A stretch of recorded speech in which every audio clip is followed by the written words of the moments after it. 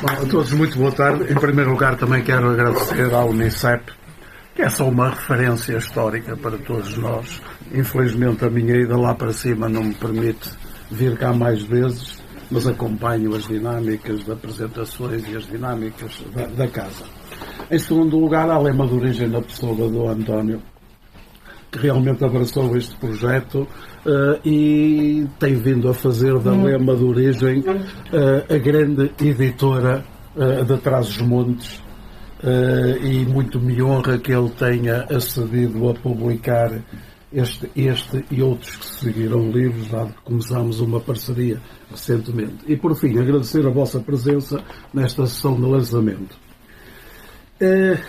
Eu chamaria desde já a atenção para um aspecto que é a memória documental. Eu optei por fazer uma recolha de toda a documentação relacionada não só com a Maio Nordeste em termos de concepção original e a partir da estrutura da 5ª Divisão do Estado-Maior, e depois parti para o campo em Miranda de Douro pela simples razão de que eu integrei a 5ª Divisão do Estado-Maior-Geral das Forças Armadas, nomeadamente a Comissão Dinamizadora Central, e fiz campanha primeiro na Guarda, estive em Gouveia em novembro, dezembro de 74, e depois fui chamado em janeiro para a Operação Castelo Branco, onde fiquei em Proença Nova, onde cometemos o sacrilégio de fazer uma assembleia em que 600 alunos e cerca de 150 pais encarregados de educação votaram a passagem do ex-externato diocesano de Castelo Branco, de Proença Nova,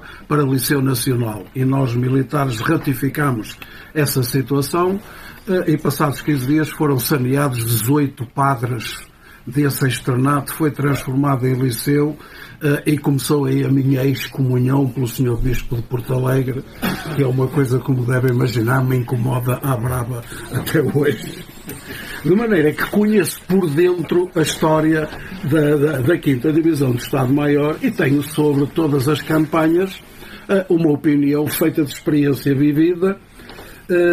E tenho alguma perplexidade por tudo aquilo que envolveu a 5ª Divisão, a propaganda em torno da 5ª Divisão, que a partir de certa altura, sobretudo no Brão Crente, é um inimigo a bater. É necessariamente na 5ª Divisão que se corporizam todos os ataques ao MFA e ao Conselho da Revolução por setores nos quais nós ousamos tocar. Para a Maio Nordeste, eu conto muito rapidamente uma história que um dia o Antero está a falar comigo, eu ia contando estas histórias, como aquela em que acabei por ser eleito com 95% dos votos presidente da Câmara de Proença Nova. Nem o Putin consegue uma votação tão expressiva, muito menos o Zelensky, que parece que só tem 4% nas sondagens. E o Antero contava-me histórias e tudo isso. Contei-lhe, por exemplo, uma aldeia que se constrói, uma barragem à aldeia do Padrão, fica, em vez de ficar a 20 km da sede do Conselho, passa a ficar a 40 porque as águas rodearam e as caminhonetas das carreiras não iam lá, e eu, pura e simplesmente, aspirante oficial miliciano, passei um documento com a legitimidade revolucionária, mandei um senhor pintar no carro dele táxi da Revolução e ele passou a estar ao serviço do povo táxi da Revolução. Era muito engraçado que a GNR mandava parar, ele mostrava o documento do militar e dizia, bom, se o MFA diz, passe. E o homem depois acabou por ter o alvará. São as muitas histórias. E um dia o Antero pergunta-me, olha, eu gostava de ter acesso a alguns incidentes aqui na campanha da Maio Nordeste em Mugadouro, em Tó, os incidentes ali com os militares, tu não me arranjas isso. E, efetivamente, eu tentei arranjar, mas na altura os arquivos no Arquivo de Defesa Nacional ainda não estavam publicamente disponibilizados. Depois houve aí umas confusões, acabaram por mandar, quando eu me identifiquei que tinha pertencido à 5ª Divisão, e nós na 5ª Divisão concordámos todos nós que os nossos arquivos, os arquivos das campanhas, que tinham matéria muito sensível, foram só disponibilizados 40 anos depois. A minha companheira sabe que eu, 40 anos depois, fui a Proença Nova entregar oficialmente os arquivos à Câmara Municipal. E depois houve uma coisa, eu passo o link ao Antero, e o Antero, passado uma semana, diz: olha, isto afinal já está disponibilizado publicamente, até que o Arquivo de Defesa Nacional, e muito bem, decidiu disponibilizar e desclassificar quase tudo das campanhas de dinamização cultural. O que é que eu fiz? Foi precisamente dizer, eu começo com uma citação do Yuval Noah Harari, que ele diz que a história não é o estudo do passado, é o estudo da mudança. E era de mudança que nós falávamos às pessoas. Eu recordo que nós, em todas as campanhas, havia uma expressão do Ramiro Correia que era muito interessante e que eu quero vos ler, porque há uma deformação, e o que mais me tem aborrecido é os revisionismos, as manipulações da história que se tem feito, e então forneço toda a documentação, inclusive, por exemplo, o livro de Proença Nova vai sair, em que 300 páginas são comunicados da Diocese de Porto Alegre e dos seus serviços, para verem como eles tratavam e lidavam com o problema. Aqui são fornecidos os relatórios e mais, não fui branquear a linguagem da altura. Portanto, mantemos exatamente a mesma linguagem. E há um aspecto que é muito interessante. O Ramiro Correia dizia a nós perigosos comunistas da 5ª Divisão, que íamos evangelizar agentes para São Marx e São Lenin e todos os santos e santinhos da esquerda, dizia ele: não fizemos uma revolução para o povo. Estamos a realizar com o povo uma revolução. A revolução não é a simples mudança de poder de um grupo político e económico para outro. É a restituição ao povo português de tudo aquilo que ele tem sido expoliado ao longo dos tempos. E percebemos uma coisa que a Hannah Arendt diz daquela do totalitarismo: o objeto de uma educação totalitária nunca foi insuflar convicções nas pessoas, mas sim destruir nelas a capacidade de formarem convicções. E nós fomos encontrar nas aldeias gente que estava perfeitamente bloqueada, que não tinha qualquer informação, absolutamente despolitizada, e os relatórios são muito bons ao lerem isto, para aqueles que dizem que antigamente é que era bom e que criaram os mitos de uma escolinha em cada terra. É mentira, não havia escolas. Havia espaços onde, por vezes, se ensinavam os alunos sem condições, não havia cantinas, não havia espaço, não havia material didático em todas as escolas do Nordeste Transmontano. E eu acabei de fazer a investigação relativamente a Vinhais e a Carrazeda de Anciães. Carrazeda, porque teve um problema, e eu estive quase a ser chamado para vir para Carrazeda de Anciães, porque havia um problema com o Colégio da Imaculada Conceição, também dirigido, associado à Igreja e tudo isso. Então, para mim é absolutamente fundamental recuperar toda esta documentação que foi produzida, não só a dos militares, e é absolutamente extraordinário que tem aqui por aldeias todos os relatórios dos militares, os problemas da água, os problemas do saneamento, os problemas da assistência médica, os problemas da falta de condições das escolas, o problema da falta de escoamento do gado. Chegaram a haver acidentes com militares a tentar meter vacas para ir gado para abate, para ir para o matadouro do Caixão, que era a única estrutura que ainda funcionava da obra do Camilo Mendonça, porque meter animais e militares a fazer isso era complicado. Só em Miranda do Douro o MFA distribuiu 300 mil quilos de adubos para a campanha. Portanto, em Aldeia Nova, está aqui uma foto, foram para o campo fazer instalações de água. Eu recordo que muitas vezes as fontes onde abasteciam, nomeadamente em Genísio, onde terá havido o incidente dos burros, não é? Que tu falas. A fonte passava ao lado da fonte os escorrimentos de umas pocilgas que eram numa parte da aldeia, e as pessoas não tinham qualquer outra alternativa.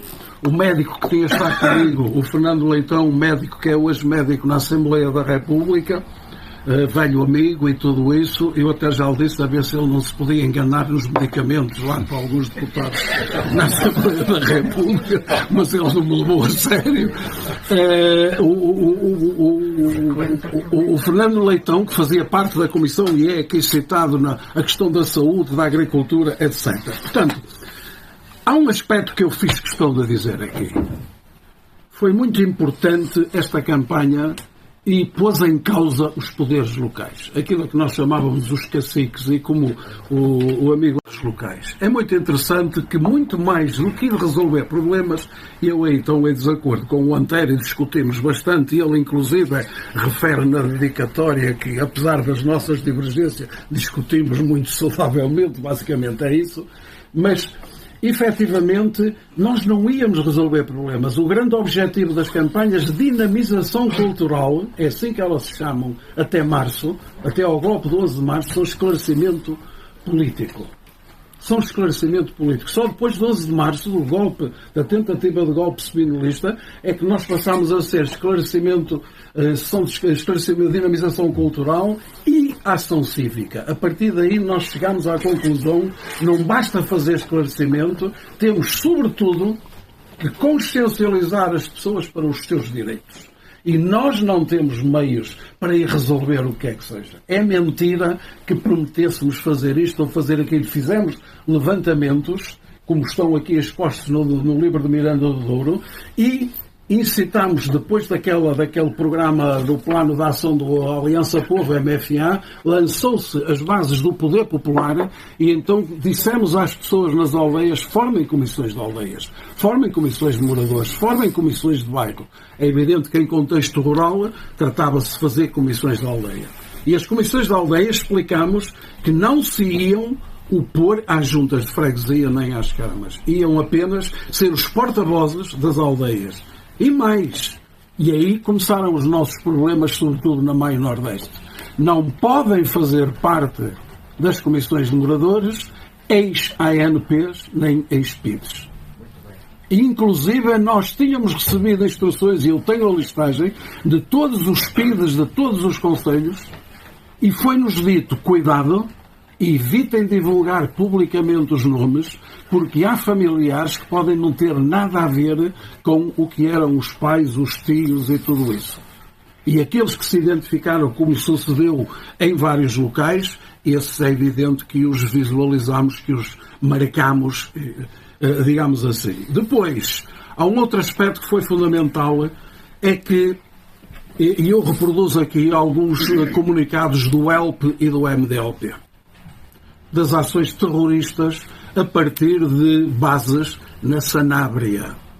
A Sanábria é depois acima de Bragança, do Parque Natural de Montezinho, e tinha um posto avançado em Alcanices. Estão nos documentos. O Paradela de Abreu assumiu tudo isso e escreveu.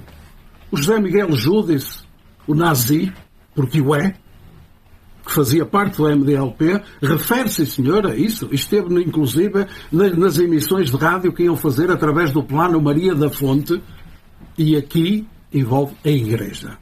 Dois cónegos absolutamente determinantes no processo da Igreja, que é o cónego Melo, em Braga, e o cónego Ruivo, em Bragança. Esse filho da mãe. Esse filho da mãe. Que a terra lhe seja pesada. Se é que já morreu. Portanto, há aqui uma ligação muito grande. E reparem, as ações terroristas começam no dia 28 de maio, em Bragança, com o ataque à sede do MDP-CDR. É aí que começa a época bombista em Portugal. É exatamente ali. Inclusive, o doutor Antério sabe muito bem que há uma manifestação contra nem Cunhal nem Pardal, o tal presidente, em que à frente da manifestação vão 3 ou 4 padres. Portanto, a Igreja comprometeu-se altamente. O padre Manuel Sampaio, no Mensageiro de Bragança, é pura e simplesmente saneado. O padre Valentim em Sampaio é corrido. Há um movimento que é dos cristãos pelo socialismo, que é um movimento que apresenta, que reunia leigos e padres, apresenta um documento. Na sequência dele é publicada a carta aberta pelo movimento de reflexão e democratização da Igreja da Diocese de Bragança. Isto foi uma bomba. Os padres foram absolutamente perseguidos e ainda hoje, a maior parte deles já desapareceram, mas curiosamente Os mais novos, que ainda hoje 2 ou 3 estão vivos, ainda são os mais renitentes, segundo se disse num relatório do Dr. Júlio Carvalho, que foi presidente da Câmara, governador civil de Bragança, PSD, e ele dizia que o papel da Igreja foi absolutamente fundamental. Portanto, tivemos... Quem é que denegria o papel dos militares? Está nos relatórios, está nas homilias. Um padre em Prado Gatão disse, são comunistas. Tenham cuidado. Chegam a dar instruções, venham aí os militares, escondam os crucifixos, que os militares vão levar os crucifixos. Absolutamente tenebroso o que sentimos. Se vocês lerem aqui os comunicados do ELP e do MDLP, chegam à conclusão que esta gente não brincou. Vou terminar, não vou falar de muita coisa, vou apenas dizer-vos que os relatórios, o inventário junto das aldeias, aquela gente sobrava miséria. Sobrava miséria. Efetivamente, isto era medieval. Era absolutamente medieval. E nós, militares, ficámos revoltados. Eu recordo a única vez que me cruzei pessoalmente com o general Vasconcelos, a esfiar o 5º Governo Provisório, foi quando levámos um relatório redigido pelo médico Leitão e havia lepra. Chegámos a uma aldeia, não foi em Trás-os-Montes, mas chegámos a uma aldeia, acima das Fundeiras, e havia um senhor que estava muito doente. Então qual é a sua doença? Metia nos dedos e os dedos desfaziam-se. Quando o Vasconcelos recebe aquilo, claro que evacuámos. Há outra história. Por exemplo, em Miranda do Douro, não tinham os caminhos. O Antero era novo no 25 de Abril, mas lembra-se que os caminhos não tinham nada a ver com o que eram hoje, não é? Nem nada que se parecesse. Nós chegámos a ter 2 helicópteros. Um deles só depois é que funcionou porque era da Força Aérea. E a Força Aérea não tinha outras disponibilidades para evacuar estes doentes. O Vasconcelos, quando viu esse relatório, tirou aquilo tudo para lá na Rua Castilho, no 2º andar, onde funcionava a 5ª Divisão. Eu tenho há um filme que podem ir à RTP, que eles estão a disponibilizar. Eu estou a entrevistar 2 senhoras com bócio, que era o sol que não era refinado, e que vestiam aqueles papos na cabeça e diziam, não, eu não vou ao médico, tenho que pagar 500 escudos para ir ao médico. É absolutamente tenebroso. Depois, há um aspecto que eu gostaria de dizer e que já termino. Documentos, muitos documentos. Enquadramento histórico de toda a campanha. Eu fiz questão, como eu vivi por dentro, a campanha aconteceu num tempo concreto, numa região concreta. Nós fomos lançados para as campanhas, muitas vezes com uma preparação incipiente. Eu não partilho, mas sou suspeitíssimo, não partilho da ideia de que a 5ª Divisão no campo fosse a tal evangelização de natureza ideológica. É muito curioso que eu acabo de trabalhar os arquivos de Carraseda de Anciães, os arquivos de Vinhais, e eventualmente trabalharei de outras regiões, e essa componente não está. A nível da superestrutura do movimento, que era o jornal, o BIFA, como nós chamamos, o Boletim Informativo das Forças Armadas, havia efetivamente um fundo ideológico. Mas bolas, o MFA lançou aquele selo cartaz rumo ao socialismo. Eu tenho cartazes do PSD rumo ao socialismo. Portanto, era tudo socialista. Pá. Quer dizer, calma aí. Se nós vamos para o campo defender as ideias socialistas, hoje até já o almirante de plástico diz que está entre o socialismo e a social-democracia. Quer dizer, vamos lá ver. Portanto, nós cumpríamos, havia uma agenda, é nesse tempo, e é nesse contexto que têm que ser entendidas as campanhas. Não as descontextualizem, não lhes coloquem intenções que elas não têm. Vamos para os documentos. E depois é perfeitamente legítimo que faça o meu amigo inteiro tirar as suas conclusões. A história é isto, é indagação, é reflexão. É evidentemente que sim. E depois eu faço uma questão e termino com isto. Quem foram estes militares a quem uma senhora de Prado Gatão, uma aldeia de Miranda do Douro, um dia perguntou: o que é que vocês vêm fazer aqui? As casas são feias, e nós também. Gente bem intencionada, estes militares, por certo, e humana. Gente que cometeu erros durante a campanha, fruto da sua inexperiência e da falta de preparação prévia para o contacto com as pessoas. Gente com um conhecimento muito deficiente do terreno e dos seus problemas. E também com uma incipiente, se não mesmo inexistente, formação de base ideológica. Eu assumo isto e bater-me-ei por isto contra tudo e contra todos, e, em alguns casos, tivemos problemas com desvios de natureza política ou partidária de alguns elementos. Tivemos, sim, senhor. E ainda por cima, com muito meios escassos materiais, inclusive, se vocês consultarem os arquivos da maior parte do Arquivo de Defesa Nacional, nós nem máquina de escrever tínhamos para redigir os artigos. Muitas vezes os textos iam manuscritos na Maio Nordeste para o Centro Diretor de Bragança, e o Centro Diretor de Bragança passava aquilo à máquina para mandar para a Comissão Dinamizadora Central. Cada um que extraia as conclusões mediante a leitura das minhas 222 páginas. Os objetivos das campanhas de dinamização eram utópicos. A história vai julgá-lo, sem manipulações nem revisionismos, ao sabor das conveniências ideológicas. Para isso são ferramentas indispensáveis estas memórias documentais. Foi um sonho lindo que acabou, como cantou Zé Mário Branco? Também foi. Mas como escreveu o poeta Sebastião da Gama, pelo sonho é que vamos. E pelo sonho descobrimos o país e fizemos formação e colocámos, em muitos casos, em causa os pequenos poderes locais. E isso, meus amigos, eu vi este povo a lutar nas aldeias, a acreditar que era possível mudar. Em 25 de agosto, o Conselho da Revolução acata uma ordem do General Costa Gomes, que era o Presidente da República, e a 5ª Divisão é extinta, a 25 de agosto, e a CODIS, a Comissão Dinamizadora Central, dado que havia muitos de nós estávamos no terreno, ficámos no terreno, e a Comissão Dinamizadora Central foi extinta em 26 de novembro. Eu, por exemplo, estava de férias, da campanha de Proença Nova, estava de férias, apresentei no dia 29, na minha unidade, a Escola Prática de Administração Militar, no Lumiar, em Lisboa, e as instruções que havia que todos os militares afetos à 5ª Divisão do Estado-Maior iam-se apresentar à Amadora, ao Sr. General Ramalho, Tenente-Coronel Ramalho Yanes e Jaime Neves. Estavam a fazer o controle. E aí foi-me dito, vais dentro, vais para a trafaria, vamos prender-vos a todos. Eu protestei, que estava de férias e tudo, e foi-me dito pelo Tenente-Coronel Ramalho Yanes, antes do Natal está descansado, que eu disse que queria passar o Natal em casa. Ele não está descansado, isto é só para a poeira vai assentar e tudo isso, e efetivamente fomos absolutamente libertados. Termino. Que tempos foram aqueles? Eis a pergunta final. Foram tempos no qual todos nós tivemos o privilégio de os viver e fomos políticos.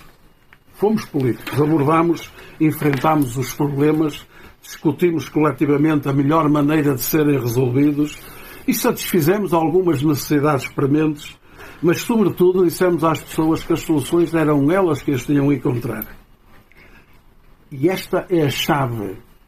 Fomos todos políticos, mas não fomos políticos profissionais, porque esses vieram depois. Obrigado.